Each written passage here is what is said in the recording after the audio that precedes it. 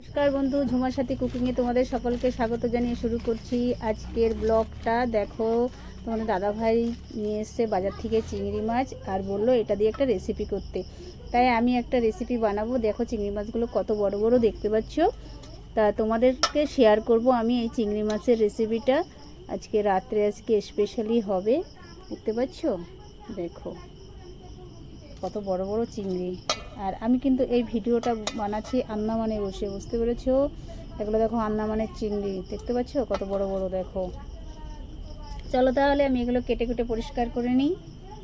এই দেখো বন্ধু, আমার মাছ কিন্তু সব কাটা হয়ে গেছে, দেখতে পাচ্ছ একদম ফ্রেশ করা হয়ে গেছে। এখন আমি মাছগুলো ভালো করে ধুয়ে নেবো এক এক করে, দেখতে পাচ্ছ। দেখো ফাইনালি দেখো কড়াই কিন্তু গরম হয়ে নিয়ে গেছে আর দিয়ে দিচ্ছি খানিকটা সর্ষের তেল, দেখতে পাচ্ছ বন্ধু। এখানে দেখো মেয়ে কিন্তু নারকেল কুড়াচ্ছে, দেখতে পাচ্ছ। এটা দিয়ে কিন্তু হবে, তোমরা নিশ্চয়ই বুঝতে পেরে গেছো। চিংড়ি মাছ আর এদিকে নারকেল কুড়ানো চলছে, এটা দিয়ে কি হবে।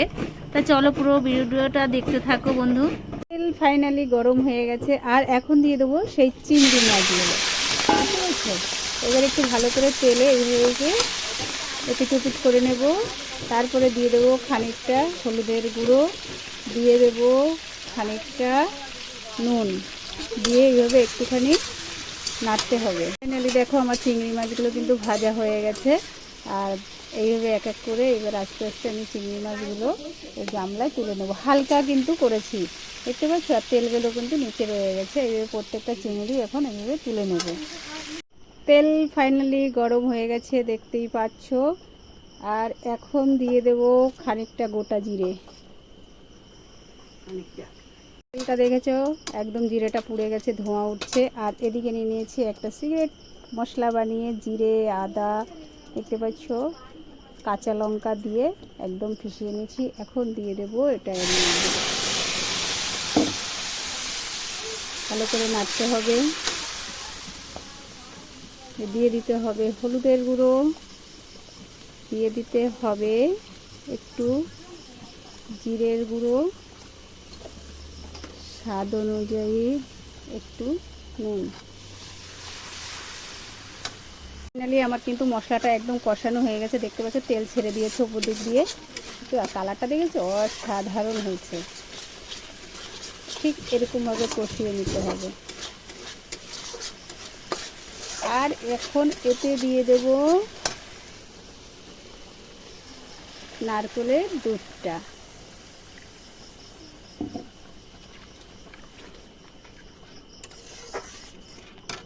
ফাইনালি দেখো আমার কিন্তু নারকেলের দুধ মশলাটা দিয়ে একদম ফুটছে টকবক করে।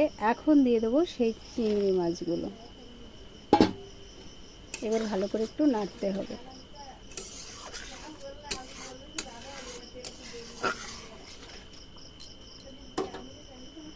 ফাইনালি দেখো আমার কিন্তু চিংড়ি মালাইকারিটা একদম কমপ্লিট হয়ে গেছে। এই যে এতটা ঝোল কিন্তু থাকবে না, এখন নামিয়ে দেব। একটু ঠান্ডা হলে টেনে যাবে। আর আমি এখন কিন্তু গ্যাসটা বন্ধ করে দিলাম, দেখতেই পাচ্ছ। এবার আমি কিন্তু আস্তে আস্তে এটাকে নামিয়ে নেব। দেখো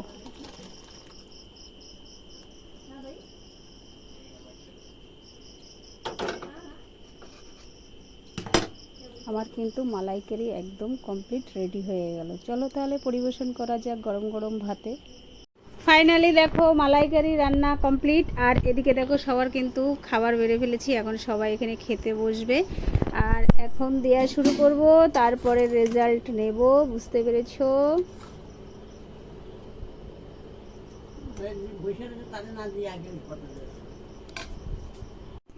ফাইনালি সবাই খেতে বসে গেছে, দেখতে পাচ্ছ।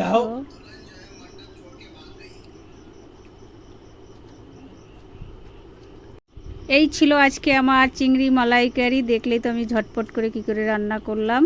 এইভাবে তোমরা রান্না করে খেয়ে দেখবে, খুব ভালো লাগবে আশা করি। আর তো সবাই খাচ্ছে, দেখতেই পাচ্ছ। ভিডিওটা কেমন লাগলো দেশে দেখে অবশ্যই কমেন্টে জানাবে। ভালো লাগলে একটা লাইক করবে, নতুন বন্ধু হলে চ্যানেলটাকে সাবস্ক্রাইব করবে। দেখা হবে পরবর্তী ভিডিওতে। তোমরা ভালো থেকো, সুস্থ থেকো, টাটা, বাই বাই।